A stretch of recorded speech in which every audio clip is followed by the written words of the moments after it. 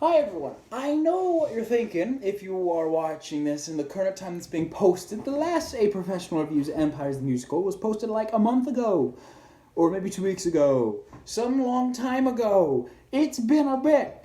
I'm way sorry, this is a long video, and it shouldn't even taken that long. My fault, purely my fault. And yeah, blame me. Anyhow, I hope you enjoy part 3.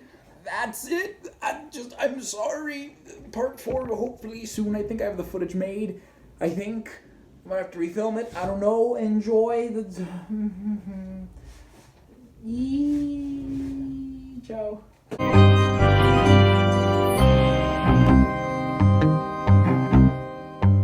I'll be completely honest with you guys. This song gave me so much of a headache and a lot of rewritings to actually get this out that I'm pretty nervous and excited. If there's a word for that. You're nervous-sighted! It's like you want to jump up and down and yell, "Yay, me!" But you also want to curl up in a teeny tiny ball and hide at the same time! To tell you all about the song, It Takes Two to Tango, which refers to an idiom. Segue, me. Good job, me. Thanks, me. It Takes Two to Tango is referring to an idiom, which is, oh, frick, what's an idiom? An idiom is when you say like a thing that doesn't make sense on paper, but it makes total sense because you know the context. For example, once in a blue moon, or snug as a bug on a rug, cat got your tongue, and blah blah blah. It's those kind of stuff. Yeah. The idiom is said when you want to emphasize that both people involved in a difficult situation must accept the blame, or that an activity needs two people who are willing to take part of what happens. From what I deducted from the song, my only perspective being this album, not anything actual from Empires, but just the album, is that Zornoff needs followers. And this song is how he allures people in or convinces them into his cult or something like that. Added to this is because I'm going based off of only the audio and no visuals, the terms my little girl, my protege, my little pawn, and my brother dear could be referring to anyone because it's not said before this that Scott is his brother. By the way, spoilers, Scott is his brother. And each verse takes a different intention on ways to allure people. For verse 1, it's the intent to spread fear with the verses. Oh my gosh, my notes are gone. The first verse has a lot of words that are used to create fear in people, such as saying, I am the vision from all your nightmares, the source of all your screams, torture, paralyzing, crushing all your dreams, as you do. And finally, the destroyer of your world, and so you think you can escape me, and whatnot. And giving the imagery of little girl, showing in old-timey, very old-timey, like Aesop or whatever, like Little Red Riding Hood is a little girl wandering in the forest. The imagery of little girl kind of gives weak and defenseless. But it's to give that imagery and the intention to, I guess, kind of sell fear, but not really sell it, more just to spread fear.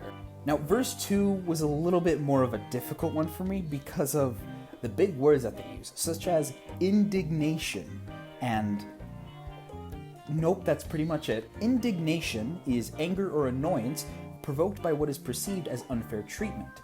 And from what I can see in this, in verse 2, it's a kind of like a fake dismissal of it, but the person that Zornoff is talking to greeds for the power that Zornoff possesses. The first line in verse 2 says, you treat me with indignation, but the truth is so thinly veiled. Going back again, indignation is anger and annoyance provoked by what is perceived as unfair treatment, but the truth is so thinly veiled.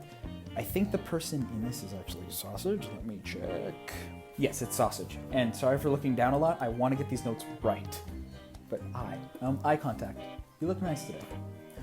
Not as good as Sausage is more of annoyed with the presence of Zornoff rather than frightened and fearful by him, by the first person. I think it was Shovel.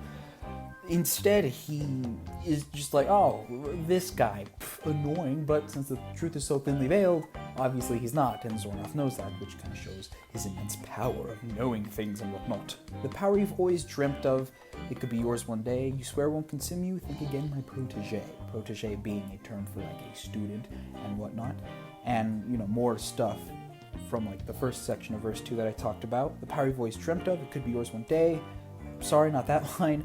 You swear it won't consume you. where it's like, oh, I won't get consumed by the evil power. Oopsie poopsie, guess it happened. The big line that kind of showed that, you know, my protege's greeting, specifically greeting, I use that word for a reason, is greeting for Zornoth's powers because the greeting prevails. Pretty easy on my part. Verse 3 was another kind of difficult one, but not for the reasons of, like, big words, more of the reasons of, what the frick does this mean? What I got from it is, Zornoth has, like, an addicting power to it, wanting to control and to be controlled, a lust for domination.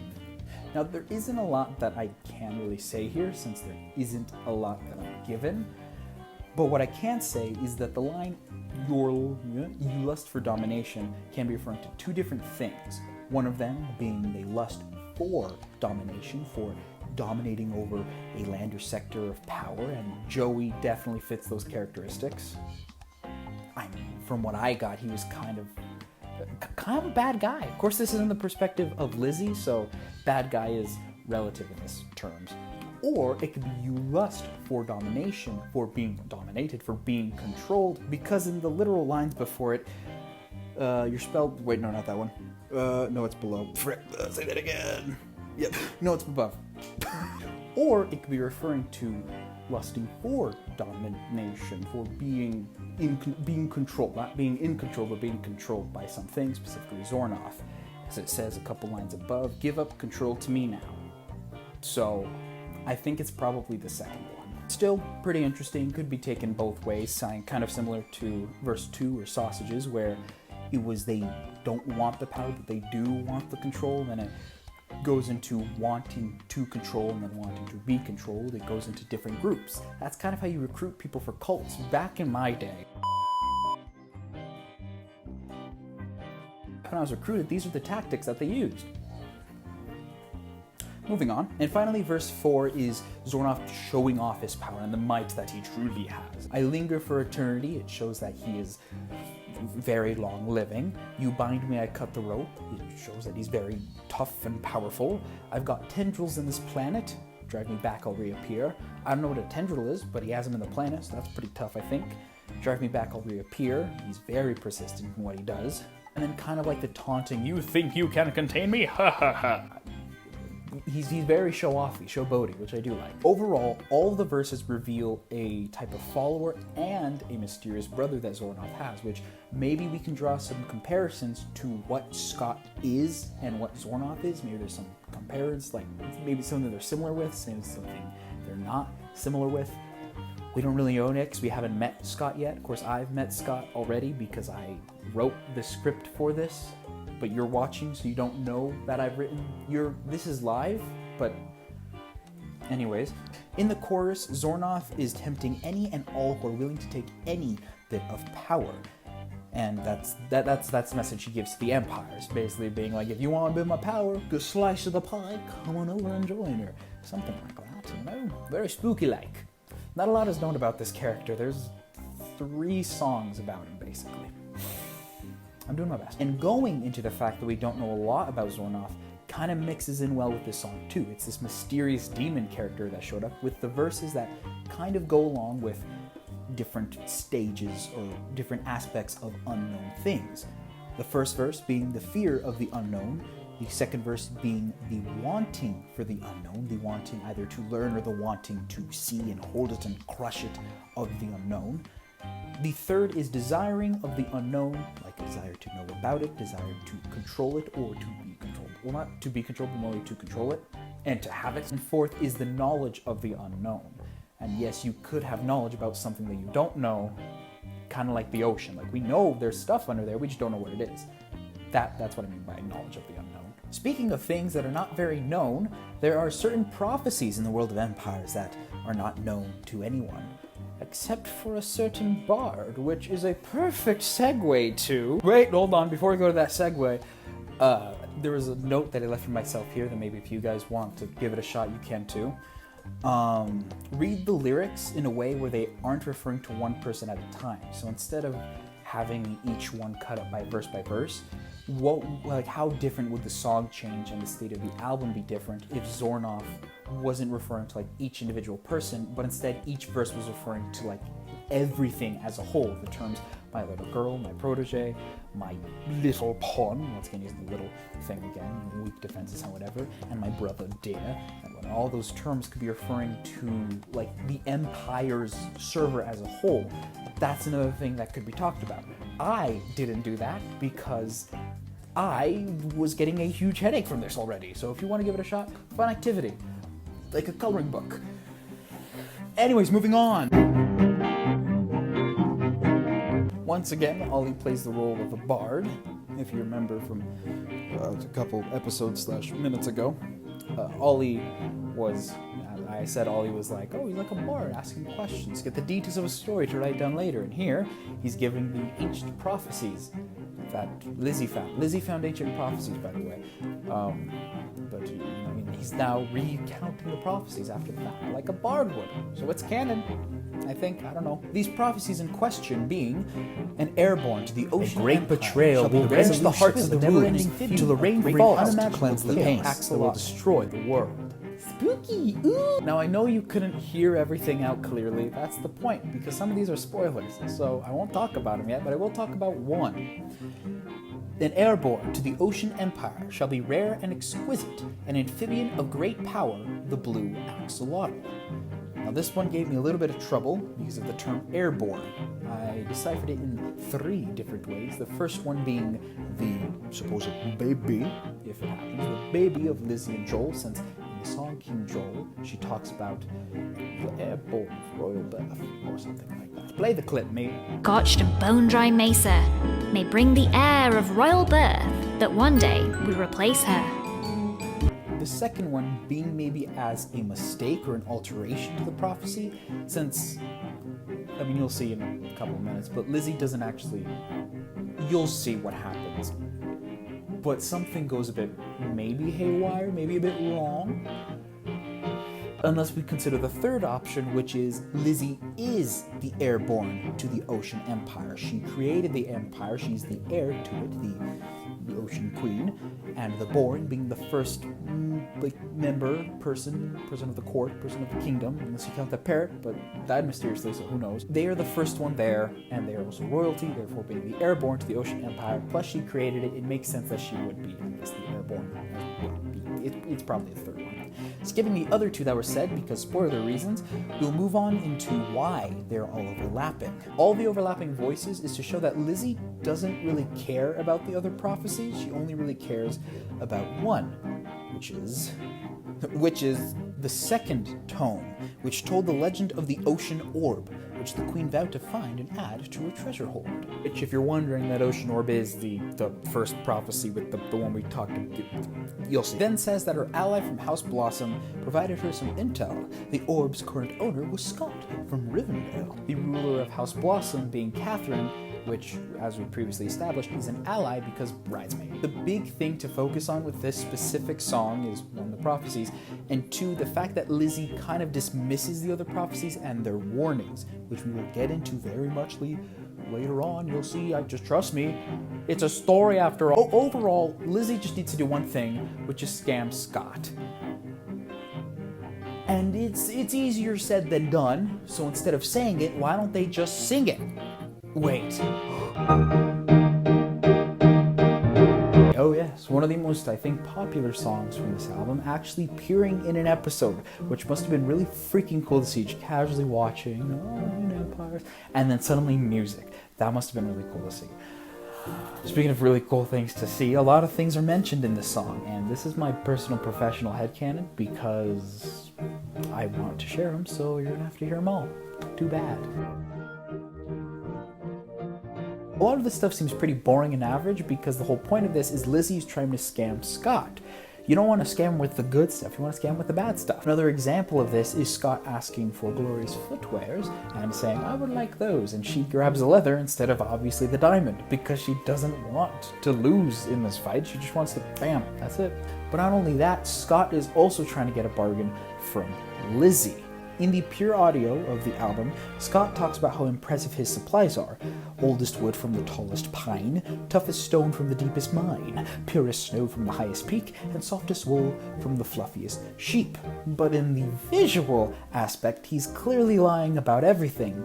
Me, please show it here. Oldest wood from the tallest pine, the toughest stone from the deepest mine, the purest snow from the highest peak, the softest wool from the fluffiest sheep. Scott doesn't own what he says he does. Seeing is believing, or seeing is seeing the truth of what it is, showing every perspective in a story before you finalize stuff, i.e.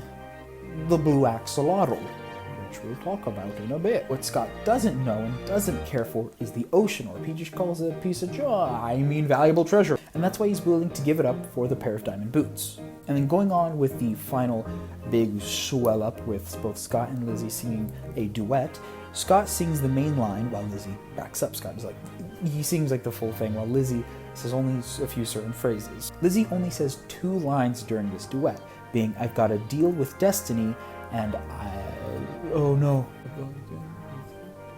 This business is bound to profit me. Both think that they have scammed each other, but in this case there's only one loser, and it's not Scott because he got off scot-free. But how was she to know that it would turn her into a fish? If only she listened to the prophecies given prior, she would have known what would have happened. She didn't listen. She was completely dismissal towards that, giving just apathy. In other words, she didn't self-preserve.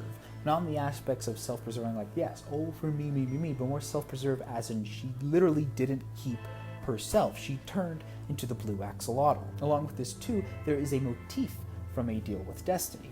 Instead of saying, I've got to deal with destiny, it says, I've got to deal with destiny, as in having to deal with the aftermath and the facts. Instead of her saying, this business is bound to profit me, she says, this business is bound to the prophecy, being the prophecy from earlier. And I did make a mistake. There is a third line she says, the full thing being, I've got to deal with destiny, I've bargained with fate, and finally, am I the fool? Have I just made a mistake? Now, normally you're supposed to learn from your mistakes, but Lizzie kind of doesn't really learn from her mistakes at all. I mean, she learns from this specific mistake, but as more and more time goes on, she gets a little bit more crueler, I guess you could say. Normally at this point, I'd think of something clever to say to segue into the next song, but this next song's title is so perfect for potential segues. I'm going to waste that opportunity and instead say this next song that we will be reviewing is Meanwhile. Meanwhile, another one of the transition songs. It's actually a back-to-back transition song, unless you count the Blue Axolotl as a reprise to A Deal with Destiny. I don't have a lot to say with the transition ones, but I'll say what I've got written here. It's really cute, it's really sweet. I love the imagery of Lizzie swimming up to Joel and being, hey, do you care that I'm of a fish now? And Joel going on of course, I love sushi. Oh, thank goodness. Wait, what? Because fish and sushi. And another significant thing here is that Lizzie does extend out to one person when it comes to troubling things happening, which is Joel. I'm more of, putting a pin on that for the songs Unmatchable Chaos and Happily Ever After, because trust you me, that's very important later. And of course, it introduces Scott's demon brother, telling us that Zornoff and Scott are in fact related, because there's no other demons on the server, so it makes sense. I'd say it makes sense. And now we move on to these tales of romance and... Wrong song. Oh yes, it's time to meet your... I know during this review I've been overwhelmingly positive, but there are times where you do have to critique a little bit. My one critique with this song specifically is it's kind of difficult to understand what Zornoff is saying without subtitles, because I originally, my brother, he showed me the video portion of it, I read the subtitles, but it's still a bit difficult to hear, and a few times after listening to the song, it was really difficult to hear what Zornoff is saying, but because I'm me, and by that I mean a huge freaking nerd that listens to this every day, I now know what he says now, but it's just a tiny bit difficult. So if you initially listen through the entire album and didn't really know what was said in this part, I recommend go watching the video portion of it. Should be linked in the description if I did it properly. But you should go give it a watch, read the lyrics out, because they are pertinent to this. Anyways, moving on. Now this song also gave me a huge headache. Zornoff is a really freaky character, which like maybe I guess is the point, but still, it's really annoying. The big thing that I got from this entire song is the term all bark and no bite. During the song, he boasts a lot quite often about the things that he does, about how magically powerful he is, but in the end, he does get taken down, and we're going to go through that right now. It starts off with Zornoff demonstrating what type of power he has, which is the puppets and tendrils. Puppets being the followers, and tendrils being, I'm assuming, like actual goopy arms. In the end of the first verse, it says, "Pour me out some ichor, fill it to the brim, blood's getting thicker, sippin' as I sin." Now, after extensive research of what the heck ichor is, it turns out to be the fluid that flows like blood in the veins of the gods. So instead of having blood streams, they got ichor streams, I guess. This is based on Greek mythology. Yeah, I'm pretty sure too. Golden fluid that flows out like blood, it is poisonous to mortals. That part is Greek, it says here, so it's real. Or fancy, gross smelling blood in real life. Kind of like pus, I think. But ichor, you know, like the thing that gods have used to pump their blood. He's just casually nice. It comes to the voices in this song that like sings the higher pitch parts. I initially thought that was like a Zornoff follower, like one of the followers praising him or recounting the stories. On Genius, it says it's Lizzie, so I guess it's like narrator Lizzie depicting the stuff with Zornoff. I'm not sure if she was involved in the whole Zornoff thing. I don't think she was, because she's not really a present character in this. I mean, heck, for moving on with Takes Two to Tango, she wasn't present in the song at all. She said, moving away from my story, going on to this one, and that kind of stuff. So, pretty interesting there. It says here it's Lizzie. I like to think it's like a Zornoff follower, because that makes a bit more sense, because they're kind of like below attesting to him. Like, you can be critical but still follow someone. That's of course it could be Lizzie, because it is describing in verse 2 it describes Scott's plans, and then verse 4 again it does more about Scott and gang rather than Zornoff follower. I just thought it was kind of, I don't know, it was really strange. I didn't even tell it was Lizzie the first time I heard it around. Kind of like, you know, when you hear the Beatles for the first time, and I don't know, let's say hypothetically, you know someone who's like really into the Beatles and know everything about them, and you don't want to disappoint them, so you do your best to try to guess who's in whose voice, but you can't tell, so instead you just kind of say all of them is Ringo Starr, and that'd be the easiest. Anyways, Zornoff then brags about his advanced education and gets a bit cocky, which causes him to get trapped. Verse 2, Lizzie describes Scott's plan, and at the end of the verse, she says, "Read a book, try your luck. Zorny really doesn't give a f." Which then moves on to verse 3, where Zornoff responds to that specific statement, saying, "For your information, I've got an education." He's kind of like trying to prove himself, like, hey, hold on, watch what I can do. You know, demon high school, demon college. Where do you think you got all that demon knowledge? You could catch me in a little bit of glass, referring to the crystal shard that they trapped him in, and then you caught me embellishing my lore. I don't need exaggeration, I'm the champion of Exor. Embellishing? Wait, what does embellishing mean? Embellishing, by the way, means to make something more attractive in addition to decorative details or features. So in the context of this song, okay, you caught me embellishing my lore, he knows he's showboating. He knows he's showboating, which eventually does get him captured. He doesn't need exaggeration, he's a champion of Exor, which I also find funny because he did exaggerate the entire song because he embellished his lore. Exor, on the other hand, is another funky word that I didn't know. Apparently, it is the fictional world from where he's from.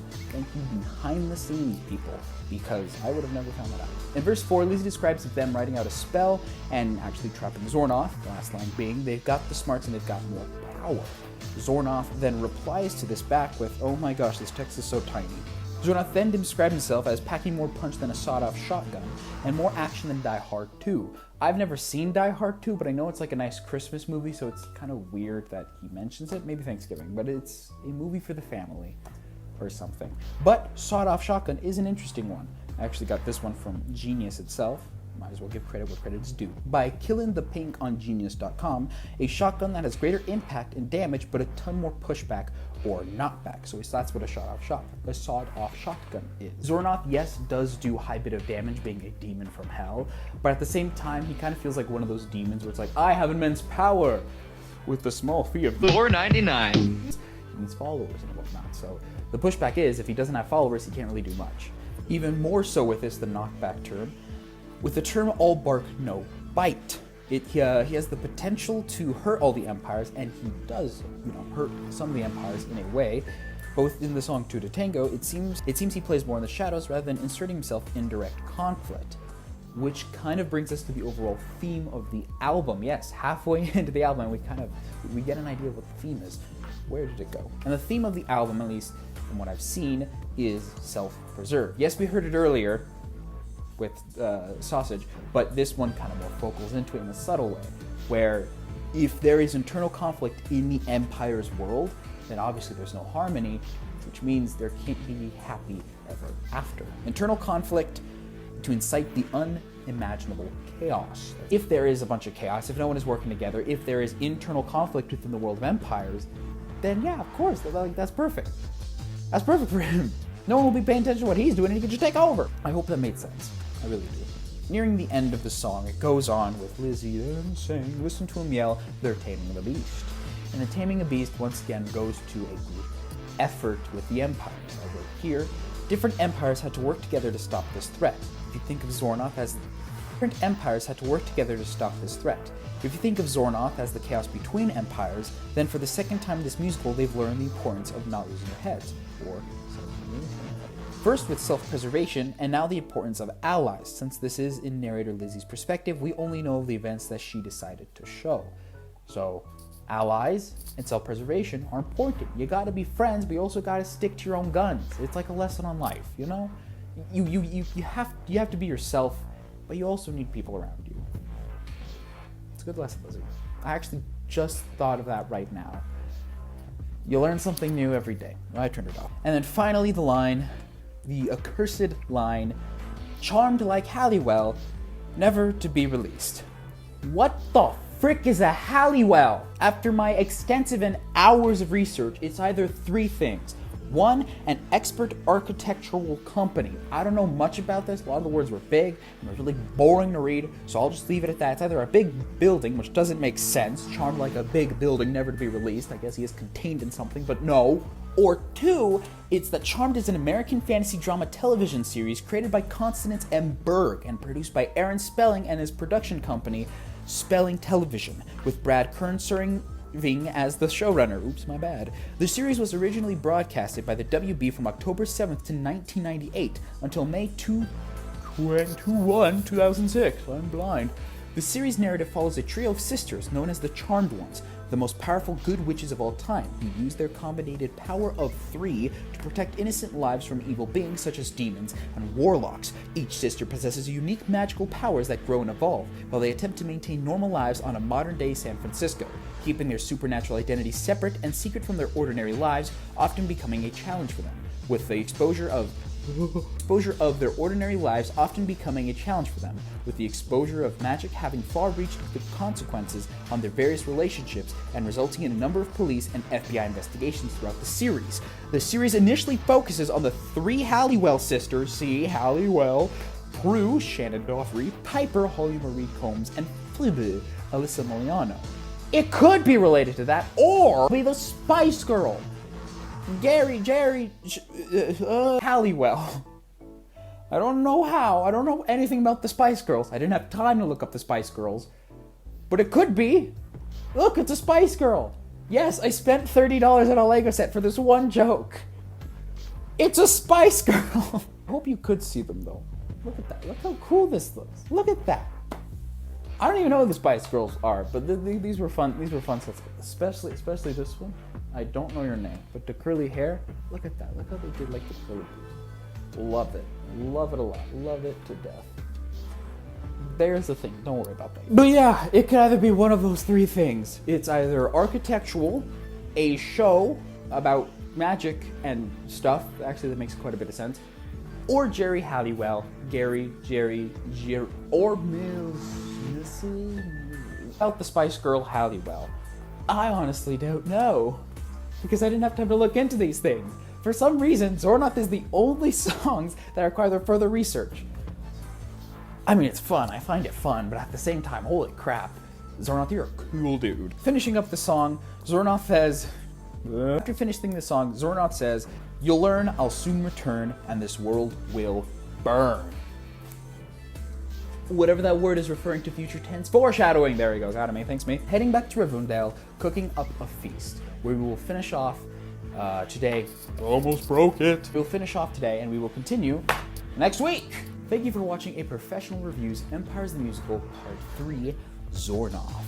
This outro is definitely recorded at the time of finishing the last clip you just saw, and definitely not like a week later. I'm not behind on these videos at all. In fact, me saying this is actually a joke I use in next week's video, because, you know, I'm on time. Thank you for watching A Professional Reviews Empires the Musical Part 3, Zornoth. If you enjoyed this video, please share around, because if you like it, there's a high chance that other people did too. And if you didn't like this video, please comment down below on what I can do better. Don't talk about the gameplay. Ooh, that's a force of habit right there. I think I'm getting a bit better with the acting bits. Well, this week is the editing bits. Next week is the acting bits. I'm from the future, so it's just one of those things that happen. You'll get used to it. We'll see you guys next week or in a few days with part 4. Hopefully. Definitely gonna be released. Ciao.